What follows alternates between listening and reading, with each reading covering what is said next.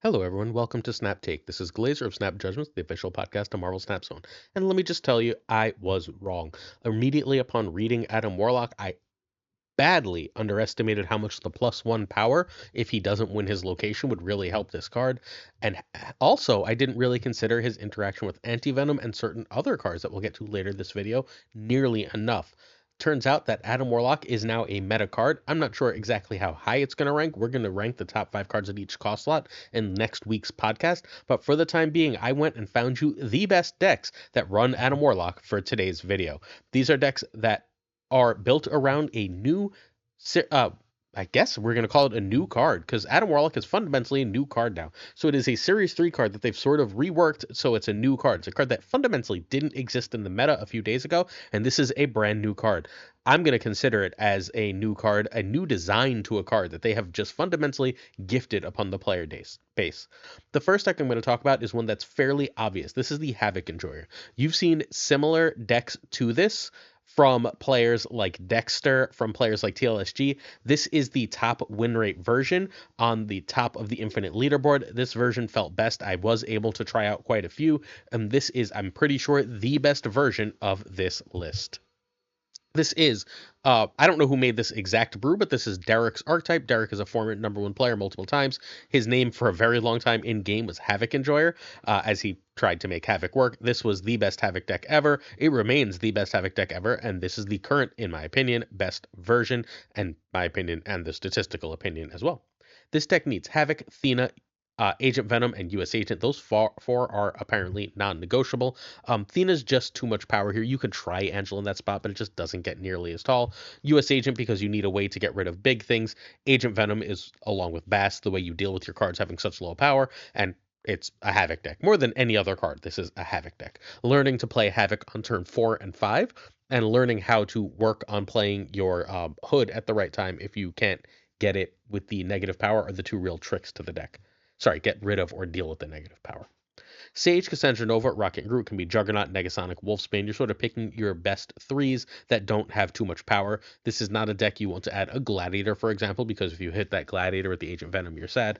But like a Juggernaut, Negasonic, Wolfsbane all make sense, and there's other similar cards that look along those lines. Red Guardian here can be Rogue. Red Guardian is very important, though, so be wary.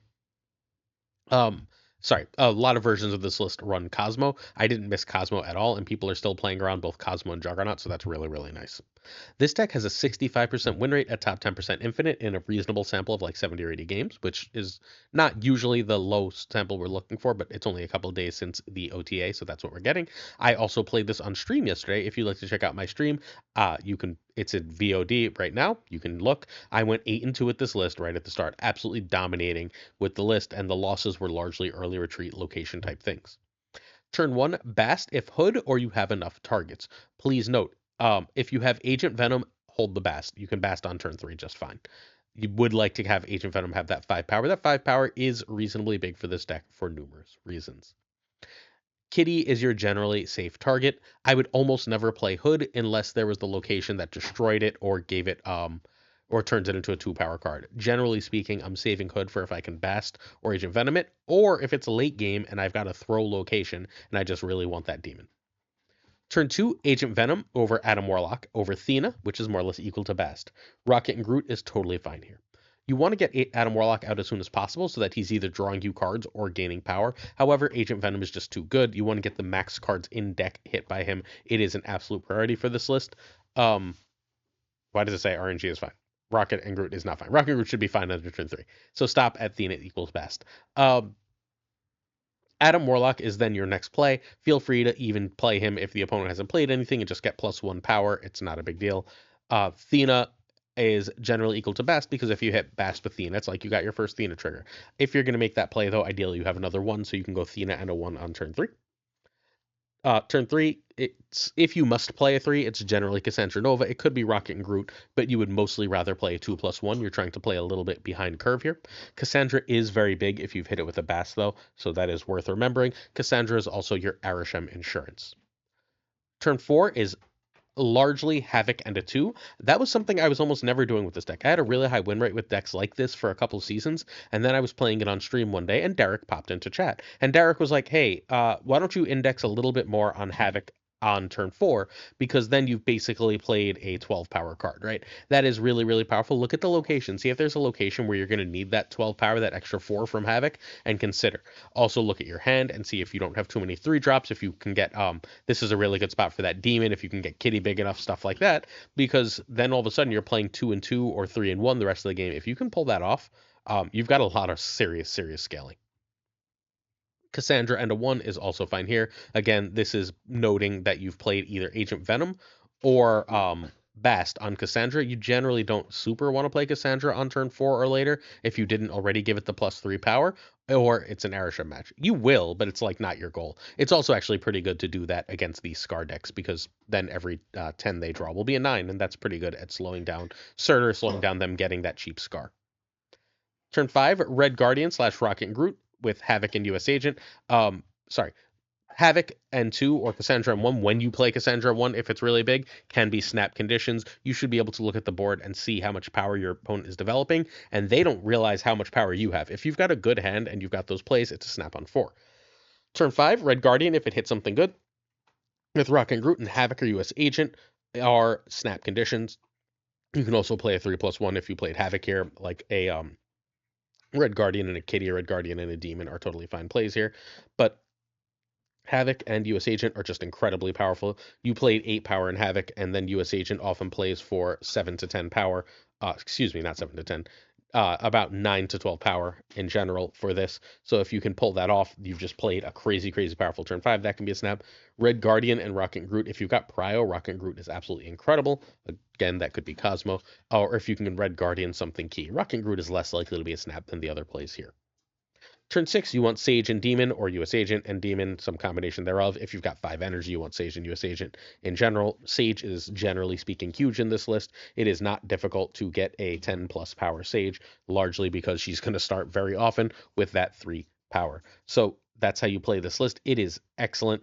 I think that this is one of the very best lists in Marvel Snap. This is a tier 1 list. If I were redoing the top 10 decks in Marvel Snap, which I will around next weekend, it's going to be every Friday video, but I will be arriving back home next Friday, so I won't be doing it that day. So when next I do the top 10 decks in Marvel Snap, unless something major changes, I expect this exact list to be there. We're going to go over an Adam Warlock list that rank 2 on the Infinite leaderboard. You have never seen it before. You are going to get it exclusively on this video. But first, one last look at this. Again, one of the best decks in Marvel Snap. Adam Warlock really, really does take it up a level, because any extra draw here means you have more chance of extremely powerful combos. And Adam Warlock scaling adds yet another scaler. Not a big scaler, right? But yet another scaler. Havoc, Thena, Cassandra Nova, and Sage to some extent all scale upwards. Hood creates a bunch of different power, and then you've got Adam Warlock saying, not only do I see these cards, I've got an indeterminate amount of power to really go off. Please hit that sub button before we get to that next exclusive deck. If you'd like the most decks of anyone in this community, I give you more decks than anyone. All you have to do is sub in the bottom right corner, that little YouTube button, you press it, all of a sudden you're subscribed. We do 7 days a week of Marvel Snap videos. We haven't missed a day since March 6th, March 4th, one of the two, of the day we started this daily video thing. We haven't missed a day since then. It's gonna be, we're about a month away, less than a month away from a 2-year anniversary for this. So hit that sub button if you want the most Marvel Snap decks, the most Marvel Snap coverage every single day. We will also be announcing a winner to Sam Wilson Captain America relatively soon. I'm actually just going to do it in a comment because I didn't do it on this video. Sorry, I am technically, as you are watching this, flying away to vacation. All the videos are ready, my friends. But we are giving away Sam Wilson Captain America, so all you have to do is sub, like, and then leave a comment later this video, and you can win that Sam. All right, a player that goes by the name of Round 2 hit rank 2 with this list. I know it says rank 4, but when I wrote this slide up, it was rank 4, and then I checked again, and Round 2 was rank 2, taking out Chamo, taking out tons of players, climbing over BBAK. With this list, longtime viewers of the channel should recognize this list. This is very similar to the list that I created months ago. I called it Easy Surfer, where I ran America Chavez for Adam Warlock, and then I ran Copycat and Nakia in the Mobius and Luke Cage slots. Well, Round 2 has said, I don't want those extra cards. I want some tech and some draw. Draw here makes perfect sense. I expect Adam Warlock to become a, like, almost always card in Silver Surfer, because not only does it scale up, but there's not a ton you want to do on 2 outside of Okoye, right? And when you play Adam Warlock on turn 2, what you're able to do is you're able to more likely see Galacta and Silver Surfer. As anyone who's played a Surfer list, if you don't see Galacta and Surfer, it can get very difficult to win. Seeing these cards, however, changes that math completely, thus Adam Warlock in the list. Outside of that, Mobius is the scourge of the meta. It's in almost all the top meta decks right now. It'll eventually chase away the decks that it's built to beat, but for the time being, Mobius is extremely important. And this deck lost to the deck we're actually going to feature in tomorrow's video as the main deck for tomorrow's video. Round 2 kept losing to Rorem playing the deck that's featured, Affliction deck that's featured in tomorrow's video. So he added Luke Cage over something or other. If you're not seeing a bunch of Affliction, feel free to let that be at like kind of whatever 3 you think you need. Rogue, Copycat. What are the other options? Rogue, Copycat, Makari. Any of those are totally fine. Outside of that, this is hand buff Surfer, except with tech. So round 2 is the name of the player who created this.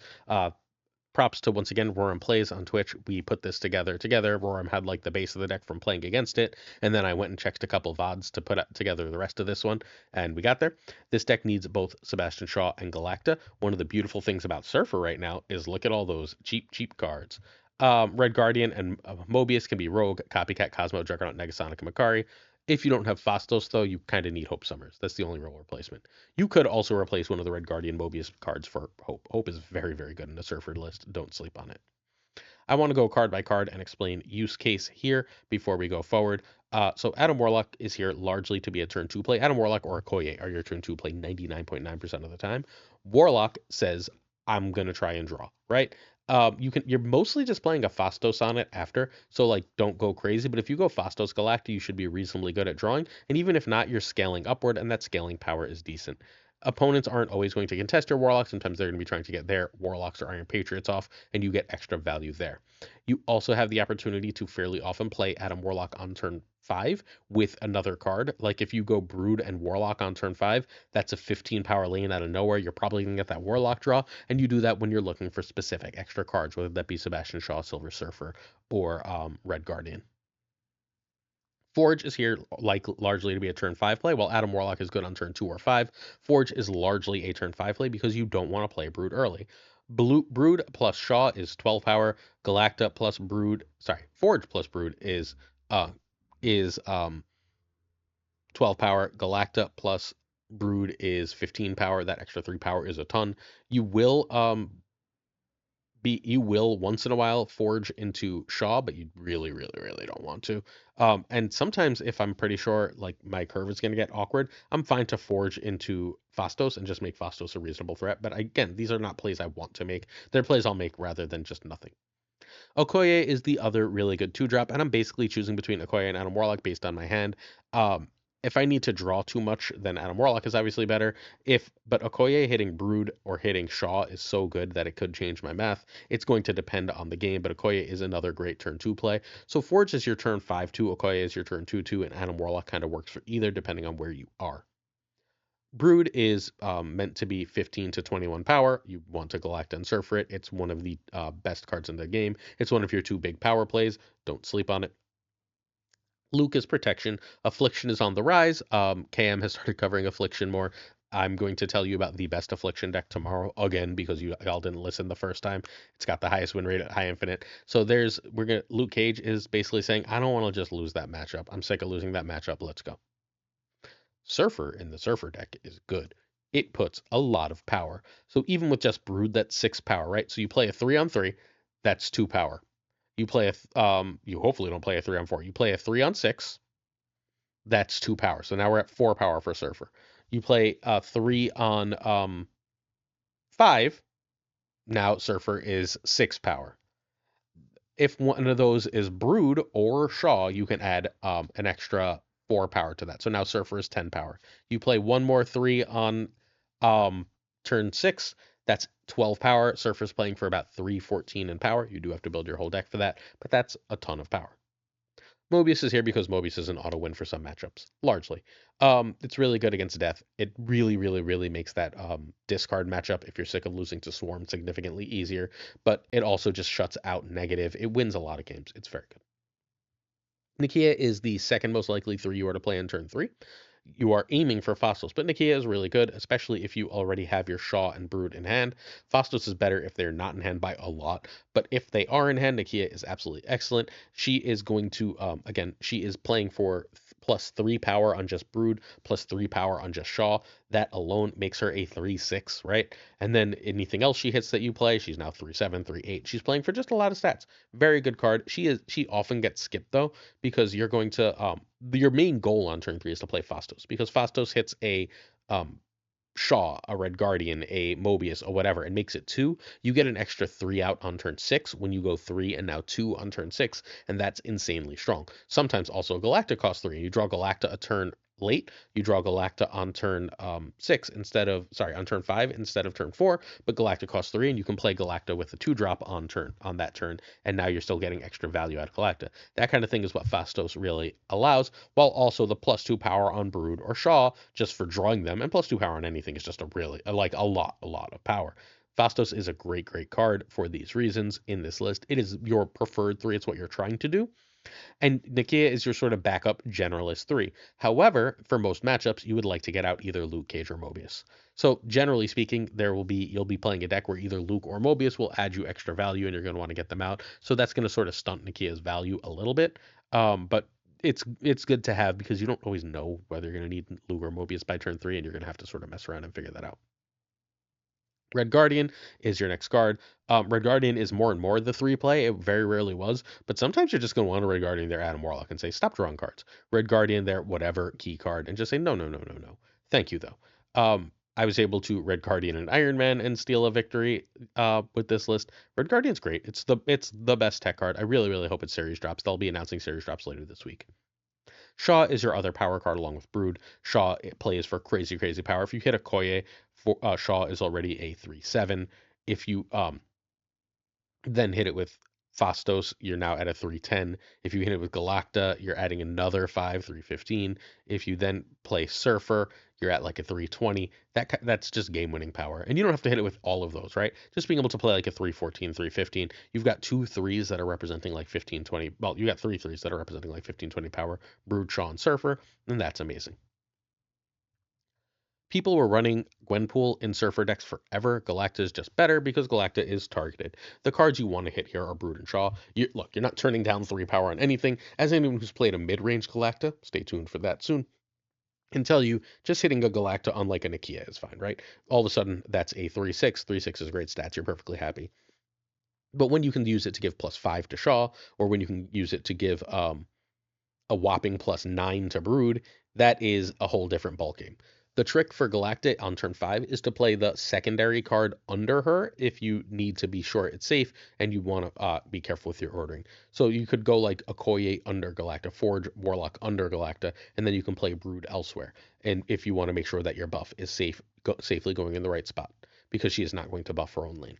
Galacta is, in my opinion, still one of the top 5 to 10 cards in Marvel Snap, and this list is one of the reasons why at rank 2. So turn 1 you pass, turn 2 Warlock or Okoye, you're gonna have to look at the board and try and figure things out. Unfortunately, you'll get it with practice.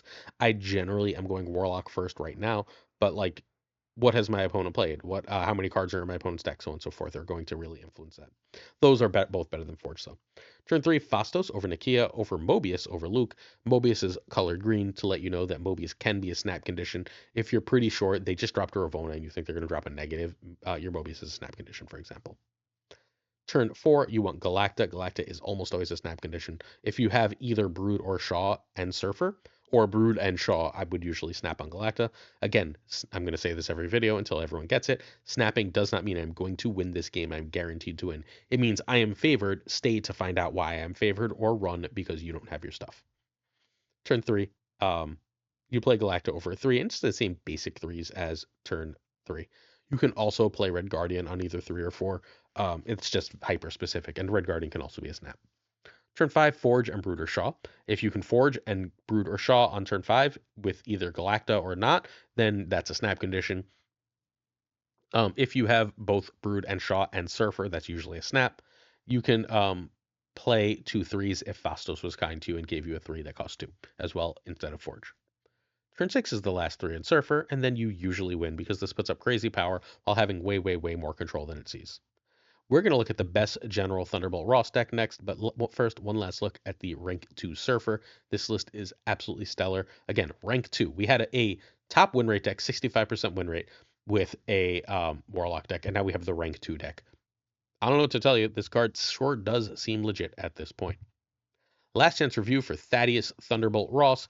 This card is still bad. Adam Warlock is better. They gave us a better version of Thaddeus Thunderbolt Ross in the same pack as in the same week that Thunderbolt Ross came out. This is a card that you're going to want to skip almost always. It does have 2 decks that I like it in. This next deck, and then on day 2, we covered a High Evolutionary deck that I think Thaddeus Thunderbolt Ross is like all but required for. I just want to be clear though, I don't think either of these are meta decks. I think that they are good decks. And you shouldn't probably be spending keys and tokens on just good cards unless you're very, very far along in your collection. Thus, this card is probably a skip. The deck that I really did like Thunderbolt Ross in is this Hela-warlock deck. I played this on stream and had great, great success. Fundamentally, Thaddeus and Warlock means a lot of draw. A lot of draw means Hela. This is the first Hela deck I've played, perhaps ever, that doesn't run either Blink or I lost the name of the card, Jubilee, or both. And in not running those 2 cards, what we're able to do is just say we've got 2 2s that draws cards.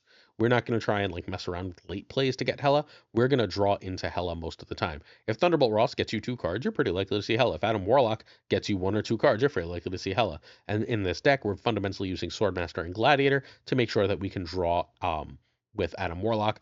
That's a lot of power. Adam Warlock will either have drawn you a card after the first turn you play him, or become a 2/1. So you've got an 8 or 9 power in the Adam Warlock lane from Swordmaster or Gladiator. That's a draw. Draw means Hela. You see Hela, you are really, really, really ahead. This list is very good at getting the right things and getting the right discards. I had a blast with it. Their discards, like you have Lady Sif, you have Swordmaster, you have Hellcow and Black Cat and Blade. Like it's just there's enough stuff discarded. I was able to get back at least 2 cards with Hela every game. In most games, I was able to get back 3. This is the other list along with the first list that I personally tested a bunch on stream. If you want to see my gameplay for it, this is right now, or was as of when I wrote this up. I haven't double checked this morning. The top win rate Hela. You don't need any high series cards here. Gladiator can be Juggernaut or Morph. Again, Gladiator is important, though. It's harder to replace Gladiator than Thunderbolt Ross, because Thunderbolt Ross can just be Jubilee, and then you'll be fine. I personally went 8-2 with this list on stream. I expect to keep this list in my games for a little while, because I had a really good time with it. Some of my wins were very lucky. There should be a short from one of them coming out soon, where Adam Warlock gaining that 1 power actually ends up winning me the game, which was very, very cool.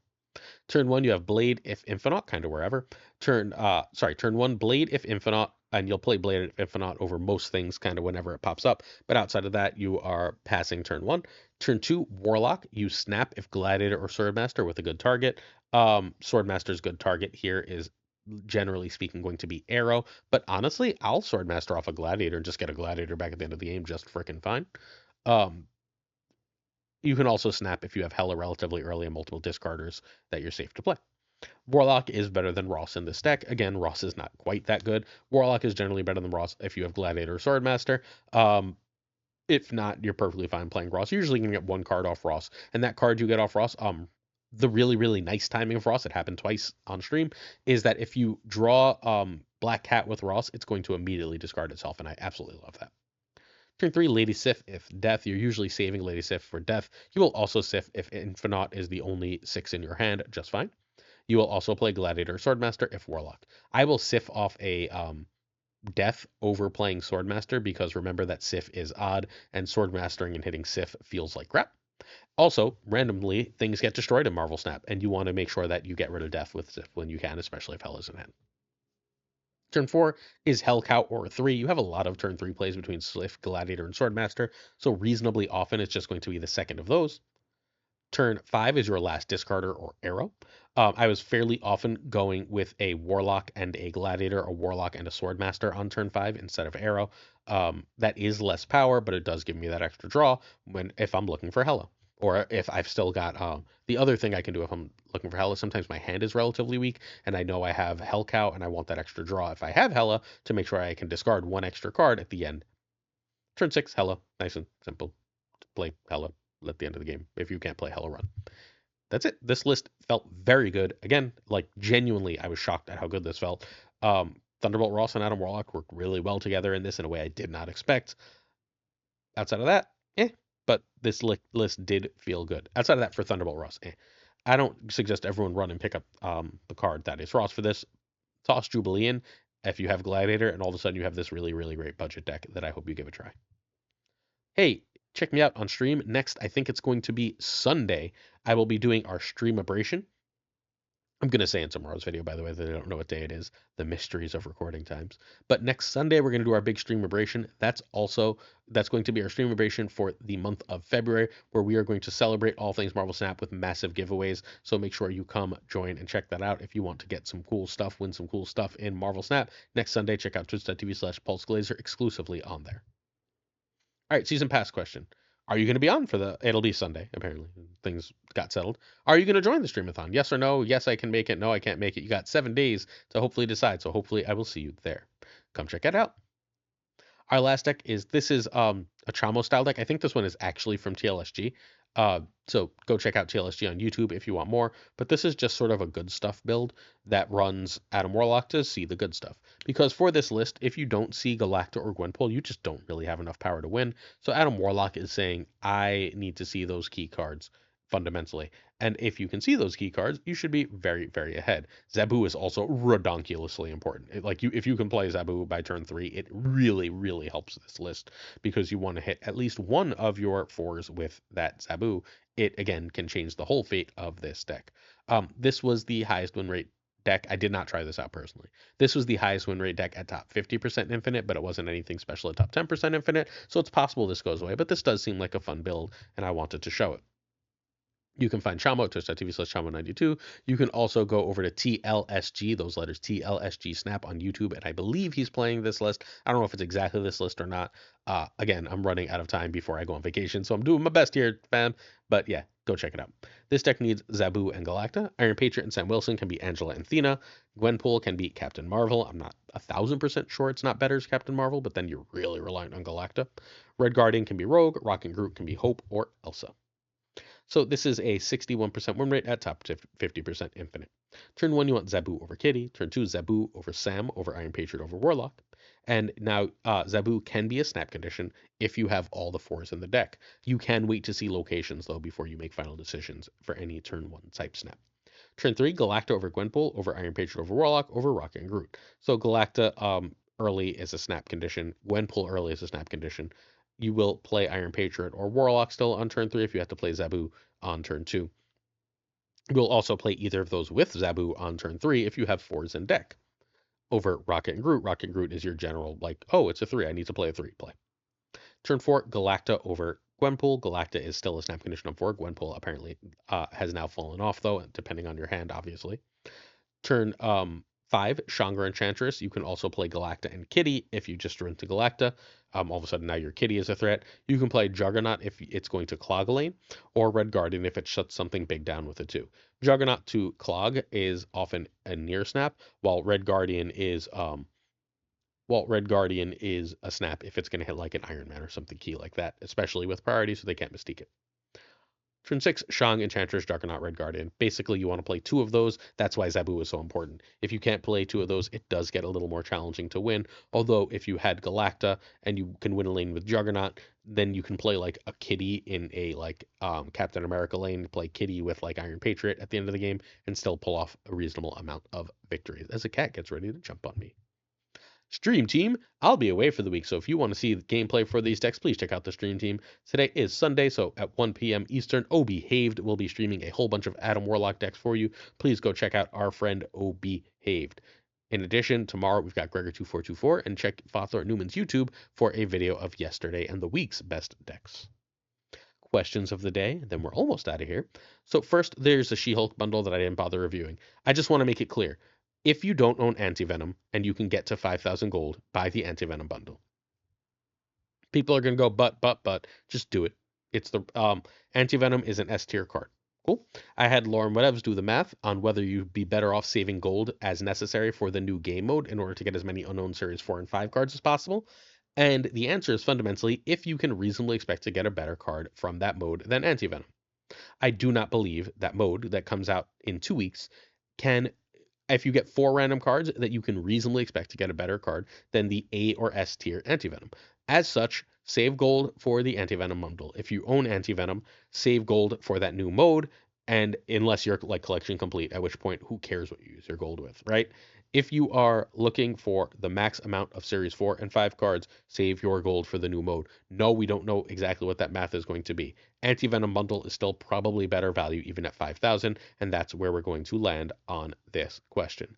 People keep asking me this. I'm going to start pointing them to the end of this video because this is the answer.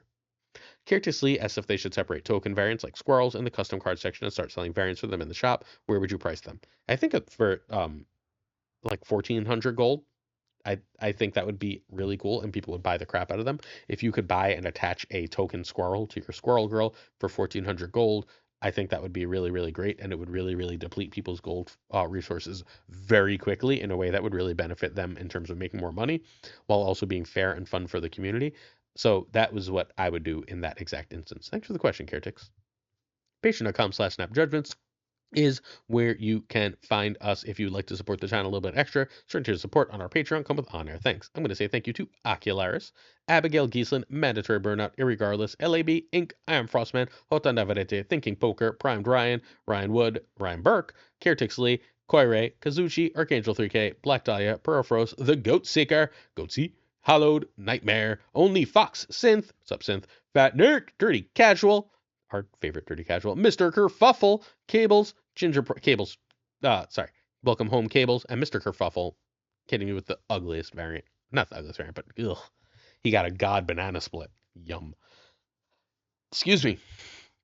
Ginger Prime, hey Ginger, Philip Rakovich, Sup Ratko, Haplo, Kenny Loggins of the Danger Zone, The Biz Up, Black Jeebus 23, Extra C, and Skippy G, Rhyming Friends, Jessica Gamble, Hi Jess, Slush Death, Mr. Slush Death, King of Bros, Bro, The Great Kazoo, Werewolf, Kevsy Hoda, Loner Chris, Clam, Colonel Forbin, Rob Silverman, M. Holland, David G. Wingfield, did you see what I did for you in this video? Stephen, Brian Kaufman, Tristan H. Martin, Jason B., Mr. Craig, Sterry, Matt V., Real Name Town ends there with Ren Wrench, Corbin, John Q, and Jimmy McQ, Yistout, 8th Sage, One Big Man, 8th Sage I replied to, by the way, Milkman for Reals, Cactus Jack, BG, Quid Pro Joe, Snap Decisions Joe, Mod Supreme Models, The Green Goblin, Unibot, Flan, 56, The Fuzzy Donut, Spectrumix, Hoot, MBTB, Shannon, Matt H, DJ, Mikey, Hijinks, No Frickin' Flex, Nick the Greek Geek, Sodrex, The King of Canada, Den Man Falcon, Fothor, Newman, Jonesy, Two Ties, The Great Lara Devs, The Pirate King Tucker, and of course Gunny T, where the T stands for I'll see you tomorrow. I still have videos Monday and Tuesday. We got some very, very cool people covering the channel Wednesday, Thursday, Friday, and then I'll see you again Saturday. Don't miss out. Don't miss a video. You will fall behind. I'll see you soon for all things Marvel Snap. I've been holding these fingers up for a long time now. Peace.